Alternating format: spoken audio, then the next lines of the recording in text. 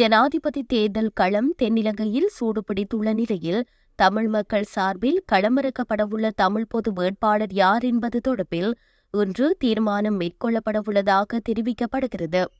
அதனடிப்படையில் தமிழ் பொது வேட்பாளர் பெயர் பட்டியலில் 3 பேரின் பெயர்கள் இறுதிப்படுத்தப்பட்டாலும் இலங்கை தமிழரசு கட்சியைச் சேர்ந்த மட்டக்களப்பு மாவட்ட நாடாளுமன்ற முன்னாள் உறுப்பினர் அரியநேந்திரனுக்கே வாய்ப்பதிகம் என தெரிவிக்கப்படுகின்றது. வடக்கு கிழக்கில் செயற்படும் பல்வேறு சிவில் அமைப்புகளின் ஒருங்கிணைவுடன் உருவாக்கப்பட்ட தமிழ் மக்கள் பொதுச்சபையின் 7 பிரதிநிதிகளும் தமிழ் தேசிய அரசியல் கட்சிகள் 7 பிரதிநிதிகளும் கூட்டிணைந்து தமிழ் தேசிய பொதுக்கட்டமைப்பை உருவாக்கியிருந்தனர்.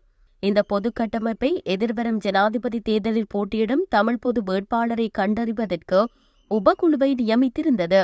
அந்த குழு பல்வேறு தரப்புகளுடன் பேச்சுவார்த்தையினை நடாத்தியிருந்தது.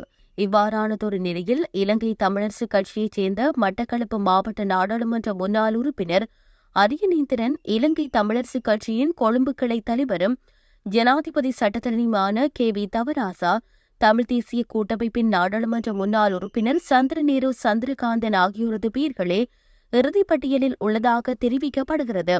இன்றைய தினம் தமிழ் தேசிய பொதுக்கட்டமைப்பின் சந்திப்பு யாழ்ப்பாணத்தில் இடம்பெறவுள்ளதாக தெரிவிக்கப்படுகின்றது. இந்த சந்திப்பின் பின்னர் தமிழ் பொது வேட்பாளர் தொடர்பாக உத்தியோகபூர்வமாக அறிவிக்கப்படலாம் எனவும் எதிர்பார்க்கப்படுகிறது.